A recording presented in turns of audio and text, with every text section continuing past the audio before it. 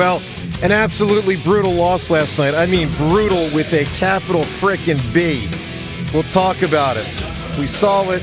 We lived it. We'll digest it. We'll discuss it. Look, all aspects of the game and obviously, the team on the table today. From the offense to the defense to the coaching, the general manager and more, all of it. You're with you on the phone lines at 215-592-9494. Rich. Joe, giant kelp seaweed can grow 12 inches a day. Fastest growing plant in the sea. Well, let me tell you, my Eagles' heart shrunk a couple inches last night. Look, that was brutal. There's a lot of ways to tackle this here today. And I'm going to tell you the mistake I think a lot of people are going to make today. And I'm going to tell you this right out of the gate, the mistake I believe a lot of people will make today. I think a lot of people today are going to tell you that the headline related to last night's Eagles game is that they lost and that they blew a game they should have won.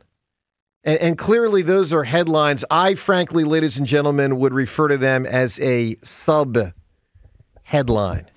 The headline of the game last night, and I felt this throughout the game, and I swear to you, I was prepared to say this even if the Eagles had won that game, which clearly they should have by closing it out in the fourth quarter last night. The headline of the game, in my opinion, is that the 2024 Philadelphia Eagles appear to be a very mediocre football team. They look, to my eyes, to be entirely average. Now, obviously, I hope I'm wrong, and I'm well aware that we have seen teams in the past that have looked average and have come together as a squad and surged.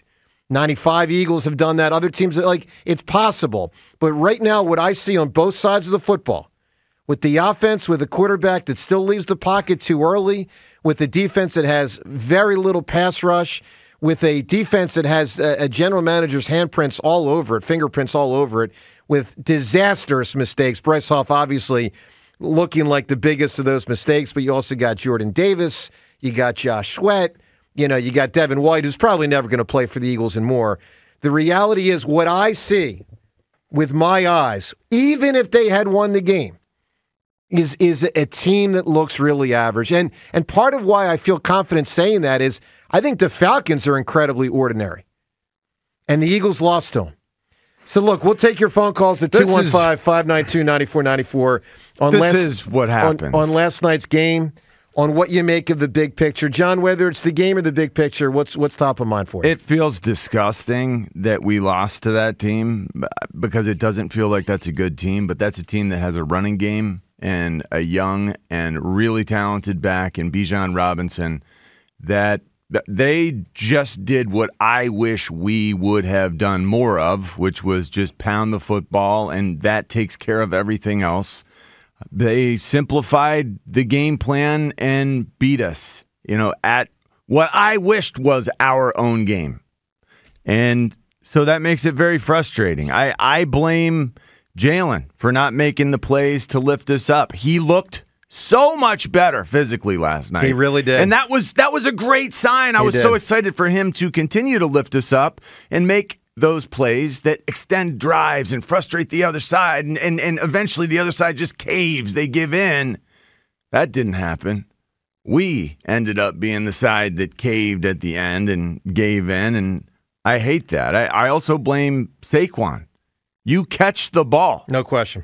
On third down, you score the points that we need. Big picture, Saquon, we expect more of you, and you should expect more of yourself. You win that game for us with just a little bit more. And yes. He catches the ball, the game's over. Absolutely. I mean, that's it. And that 4.3 yards a carry, 95 rushing yards, good. You caught 4 balls for 21 yards, but what about that one that you didn't? The one that you didn't cost us the game. That's not good enough. We need you to make that play, win the game for us. And I believe that's in you. Of course that's in you. No question. And we will see that, and we will celebrate that. But we played against a team that had a little bit of surprise to it. Figure it out. Everyone, not just Saquon, not just Jalen. They got to figure it out. That team we played was feisty. Don't let them be. We needed to squash it by running more of the football. And so that's on the coaches as well. They did run a lot, though, John. You're right. They did. A lot. Was it a lot? It was a lot. Because you know what? They had two different players we had a running back with over 20 carries and they had a quarterback with over 10. That's a lot of rushes. They also only had 9 drives. That does feel ground heavy. Yeah. And last week we were, in the grand scheme of things, ground heavy, but Jalen had 30 passing attempts. Saquon Barkley had 22 rushing attempts. Jalen had 13 himself. Yep. So we're in that safe zone where we are running it an awful lot. I think they do. So let me just say this again. And we'll hear from you all day because phone lines are open, and obviously it's going to be jam packed today. Hop aboard 215-592-9494. Look, I told you my big picture. My big picture is the Eagles to me look pretty ordinary. Honestly. That's what I say. Now, I hope I'm wrong, but that's what I say. Now, let me give you the small picture, meaning last night's game, and let me tell you why they lost 1, 2, 3. Because there are 3 reasons in particular why the Eagles lost the game last night. Number 1, weak defensive personnel assembled by Howie Roseman. There's no question about that. Okay? This is a joke, man. Huff, Sweat, Nolan Smith, Jordan Davis. I still got to see a little bit more of last night to know about Blankenship. But, I mean, somewhere I'm imagining... he's tough. He's pretty good. Huff that feels like a joke at this point. It does feel like a joke. Bryce Huff, it feels like those quotes by Vic Fangio where he's saying, like basically he can't do what he's brought in here to do. Like he can't play the run. That sounded so bad at the time, but you watch the tape. He's right. I mean, you watch the tape, it looks like this guy is ill-prepared. He is incapable of doing what we thought he was supposed to be able to do. Not getting to the quarterback. No, he doesn't do either part. But this is one of those ones where, I mean, I'm telling you guys, I'm not going to stand here or sit here all season long and wag my finger at Bryce Huff if he's just no good. I'm going to wag my finger at Howie Roseman and say, why'd you give the guy $50-something million? And Jordan Davis. That's another one. Last night, it's a killer. He was in the 20s, I think, in terms of snap count. In the 20s. Last night, we got the ball run down our throats. Bijan Robinson, he had 97 yards on the ground. That, my gosh, they had 152 yards total. 28 carries, 152 yards on the ground. That's a pride thing that we should never allow that sort of thing. And Jordan Davis is the centerpiece. He's supposed to be the run stopper. Jordan Davis last night couldn't stay out there on the field once again in the capacity that we need to snuff that out, to stuff the run. Last night, Jordan Davis on the field, I'm Jordan Davis, 29 snaps. Yeah, and look, I mean, Nolan Smith's giving him nothing. I mean, absolutely nothing. So number one, they lost the game because defensively they are deficient, and that goes straight on Howie Roseman and his decisions. We've seen this from Howie before.